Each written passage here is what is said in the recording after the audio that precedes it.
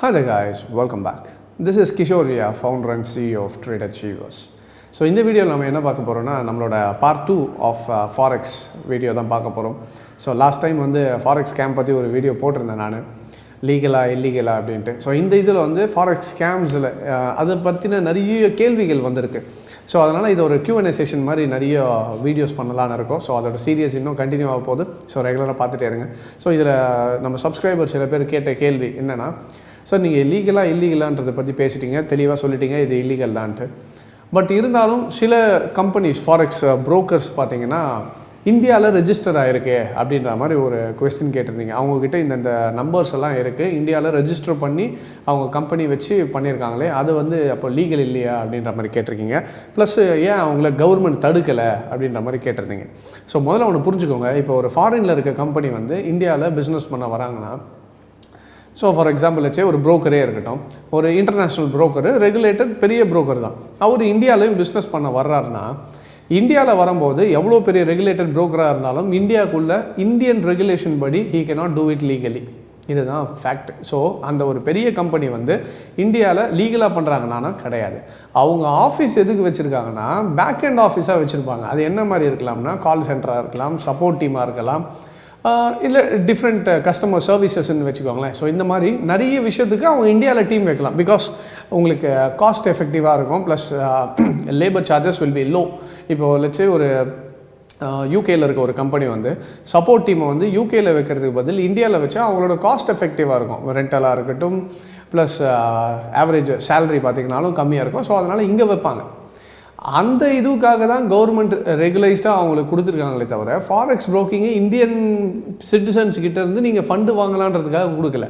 முதல்ல அதை புரிஞ்சுக்கோங்க. இப்போ ஒரு ரெப்யூட்டட் ப்ரோக்கர் இந்தியாவில் ஓப்பன் பண்ணதுக்கு ரீசன் என்னவாக இருக்குன்னா, it can be supporting import export different kind of பிஸ்னஸை தவிர அவங்க லீகலாக ஃபாரெக்ஸ் ப்ரோக்கிங் பண்ணலான்றதுக்கு எந்த ஒரு ரெகுலேஷனையும் கவர்மெண்ட் சைட்லேருந்தோ ஆர்பிஐ சைட்லேருந்தோ கொடுக்கலை. இதை முதல்ல புரிஞ்சுக்கோங்க. அப்போ ஒரு கம்பெனி வர்றதுனால, கம்பெனி ரெஜிஸ்டர் பண்ணுறதுனால அவங்க லீகலைஸ்டு இவங்க இந்த கம்பெனி, அப்போது இந்தியன் கம்பெனியில் ரெஜிஸ்டர் பண்ண எல்லா புரோக்கர்ஸும் வந்து ஃபாரெக்ஸை லீகலாக பண்ணலான்னா கிடையாது. It is illegal. அதை தவிர அவங்க பண்ணுறது அவங்க வேலையை பார்த்துட்ருக்காங்க, அதில் நீங்கள் போய் போடுறது தான் தப்பு. ரைட், சரி, இது ஒரு பார்ட். இப்போ இது கிளியராக இருக்கும்னு நினைக்கிறேன். எந்த ஒரு கம்பெனியாக இருந்தாலும் இந்தியாவில் ரெஜிஸ்டர் பண்ணாலும் அவங்க ரெகுலைஸ்டு புரோக்கருக்கான எந்த ஒரு சான்றிதழும் கிடையாது. அவங்க இந்தியன் கிளைண்ட்ஸ் கிட்டேருந்து ஃபண்ட்ஸு எடுக்க முடியாது. Right, first. நெக்ஸ்ட் கொஸ்டின் என்னென்னு பார்த்தீங்கன்னா, சரி சார் நீங்கள் இதெல்லாம் சொல்கிறீங்க, நாங்கள் ஆட்ஸ் இவ்வளோ பார்க்குறோமே, எவ்வளோ கம்பெனிஸ் வந்து பார்த்திங்கன்னா யூடியூப்பில், ஃபேஸ்புக்கில், ட்விட்டரில் எக்கச்சக்க ஆட்ஸ் போயிட்டுருக்கு, அவங்கள ஏன் கவர்மெண்ட் தடுக்கலை அப்படின்ற மாதிரி கேட்டிருக்கீங்க. இப்போ நான் என்ன கேட்குறேன்னா, ஃபேஸ்புக்கு, யூடியூபாக இருக்கட்டும், ட்விட்டராக இருக்கட்டும், இன்ஸ்டாகிராம், இந்த மாதிரி நிறைய சோஷியல் பிளாட்ஃபார்ம்ஸில் யார் வேணால் ஆடு கொடுக்கலாம். இதெல்லாம் கொடுக்கக்கூடாதுன்னு யாருமே சட்டம் வைக்கல முதல்ல, ஃபர்ஸ்ட் ஆஃப் ஆல். அதனால தான் அந்த ஆர்பிஐயோட சர்க்குலர்லேயும் பார்த்திங்கன்னா இந்த மாதிரி எலக்ட்ரானிக் மீடியம்ஸில் நிறைய என்ன பண்ணிகிட்ருக்காங்க, ஆட்ஸ் வந்துட்டுருக்கு. ஸோ அந்த ஆட்ஸ்னால் மக்கள் போக போகிறாங்க, அவங்களுக்கு விழிப்புணர்வு கொடுங்கன்னு தான் சொல்லிகிட்ருக்காங்க. சரி, ஆடு கொடுக்கறது தப்பெல்லாம் கிடையாது. பட் என்ன கொடுக்குறோம், அதை பார்த்துட்டு மக்கள் என்ன ரியாக்ட் பண்ண போகிறாங்கன்றது தான் பிரச்சனை இங்கே. இப்போ ஒரு இன்டர்நேஷ்னல் கம்பெனி இந்தியாவிலே கிடையாது, அவங்க வந்து இங்கே ஆடு கொடுக்குறாங்கன்னா அவங்க that doesn't mean it is illegal. அவங்க ஆட்ஸ் கொடுக்குறாங்க. நம்ம as a legal citizens we should not be doing it.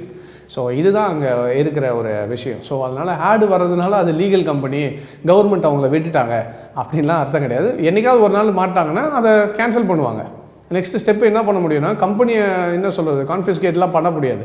இப்போ ஒரு யூகேயில் இருக்க கம்பெனியோ, சைப்ரஸில் இருக்க கம்பெனியோ, இல்லை யூஎஸில் இருக்க கம்பெனியோ இந்தியாவில் மார்க்கெட்டிங் பண்ணிகிட்ருக்காங்கன்னா அவங்க ஃபிசிக்கல் ஆஃபீஸ் எல்லாமே அங்கே இருக்குது. இப்போ இங்கே வந்து மேபி அந்த எந்த ஐடியில் வச்சு பண்ணிகிட்ருக்காங்களோ அந்த மார்க்கெட்டிங் ஐடியா வேணால் கேன்சல் பண்ண முடியுமே தவிர கவர்மெண்ட்டு இதையே உட்காந்து பார்த்துட்டு இருக்க மாட்டாங்க. ஆட் சைடில் யார் டெபாசிட் பண்ணுறா, யார் ஃபண்டு விட்ரா பண்ணுறான்றதை பேங்கிங் சைடில் தான் அவங்க ஸ்க்ரூட்டனைஸ் பண்ண ட்ரை பண்ணுவாங்க. ஸோ அதனால் ஆடு வர்றதுனால அது பெரிய கம்பெனி, அது லீகல்ன்றது எந்த ஒரு அர்த்தமும் கிடையாது. That is baseless. Right. And மூணாவது கொஸ்டின் என்ன கேட்டிருந்தீங்கன்னா, ஸோ இது ஒரு முக்கியமான கேள்வி. சார், பெரிய பெரிய டீம்ஸ் எல்லாம் இப்போது ஸ்பான்சர் பண்ணுறாங்களே, ஃபுட்பால் டீம்ஸாக இருக்கட்டும், கிரிக்கெட் டீமாக இருக்கட்டும், ஸோ இந்த மாதிரி பெரிய பெரிய டீம்ஸு, பெரிய பெரிய ஆட்ஸ்லாம் பார்க்குறோம், இவங்கெல்லாம் ஸ்பான்சர்ஸாக பண்ணியிருக்காங்களே, இது எப்படி? அப்போது நாங்கள் வந்து சில கம்பெனி பார்த்தோம், இவங்க வந்து இப்போ ஒரு பெரிய டீமுக்கு வந்து ஸ்பான்சர்ஷிப் கொடுத்துருக்காங்க. இந்த மாதிரி ஃபுட்பால் டீமுக்கு ஒருத்தர் ஸ்பான்சர்ஷிப்பு, ஒருத்தர் வந்து என்ன சொல்கிறது டிஃப்ரெண்ட் மீடியாஸு அதில் நிறைய இடத்துல ஸ்பான்சர்ஷிப் பண்ணி அவங்க பண்ணிகிட்டு இருக்காங்களே, இதெல்லாம் அப்போ எப்படி? ஸோ அது வந்து கவர்மெண்ட் தடுக்காதா? இதெல்லாம் பேஸ்லெஸ் விஷயம். இது என்னென்னா, இப்போது ஒரு பெரிய இன்டர்நேஷ்னல் கம்பெனி வந்து நான் வந்து இந்த டீமுக்கு நான் ஸ்பான்சர் பண்ணுறேன்றாங்க. அதில் என்ன தப்பு இருக்குது? இப்போது நான் வந்து என்னோடய கம்பெனி மூலயமா நான் ஏதோ ஒன்றுத்துக்கு ஸ்பான்சர் பண்ணுறேன்னா that doesn't make my company illegal.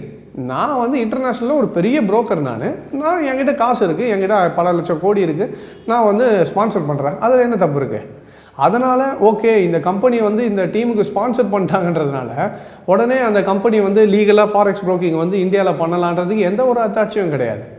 So first of all நல்லா புரிஞ்சுக்கோங்க, ஸ்பான்சர் பண்ணுறதா இருக்கட்டும், இல்லை ஆட்ஸ் ரன் பண்ணுறதா இருக்கட்டும், இல்லை இந்தியனில் ஒரு கம்பெனியே ஓப்பன் பண்ணுறதா இருக்கட்டும், இது எதை பண்ணாலுமே ஒரு ஃபாரெக்ஸ் புரோக்கர் லீகலாக இந்தியன் கிளைண்ட்ஸ் கிட்ட இருந்து ஃபண்டை வாங்கக்கூடாது. இது டோட்டலி இல்லீகல்.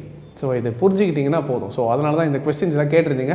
ஸோ அந்த கொஸ்டின்ஸை ஆன்சர் பண்ணணுன்றதுக்காக தான் இந்த வீடியோ போடுறேன். ஸோ ஓரளவுக்கு இப்போது உங்களுக்கு அந்த கொஸ்டின்ஸுக்கான ஆன்சர் கிடச்சிருக்கும்னு நினைக்கிறேன். ப்ளஸ் இன்னும் நிறைய கொஸ்டின்ஸ் கேட்டிருக்கீங்க. ஸோ அதெல்லாம் ஒன் பை ஒன்னாக சீரீஸில் வரும்போது பாருங்கள். I hope this video was useful and thank you very much for joining. Take care.